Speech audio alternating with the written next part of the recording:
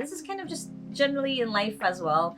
But as a virtual assistant, you will then start noticing patterns, which is my next tip, is start noticing patterns of how things usually are when it comes to working with you and your clients. So as a really good example, every single month you guys are doing payroll, you guys are sending invoices or paying off bills.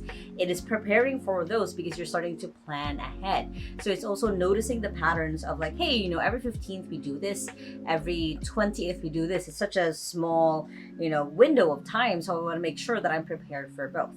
It is learning how to look at things that are still 3 months, 6 months ahead, and already starting to do small, minor planning to make sure that once it is into the actual planning stage, you have done a ton of the prep work way before. So that's what I mean by the two things of noticing patterns and planning ahead.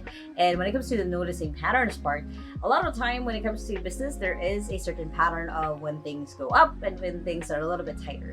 So for you as a virtual assistant, as you are that a little bit of the outside point of view, because most entrepreneurs like myself, we're very attached to the business emotionally, mentally, psychologically, that we can't catch our own patterns. We can't catch our own kind of ways of like, oh, that's just normal. But to be honest, it's not actually normal. So it's starting to catch those patterns so you can start planning and creating kind of contingency plans, kind of basically ways that you can avoid for it to happen again if it's something negative, or for it to happen a bit more if it's something positive. So as a virtual assistant, you do have kind of that outside point of view that when you're working with your client, you have kind of a unique perspective because you're not as attached into the business, especially when you're a little bit new. You're not as attached to the business as the business owner is. So you have that way to kind of start suggesting things, start looking at the business from that mindset, from that point of view of I'm not just, an employee doing what I need to do. I'm also someone who essentially is the business partner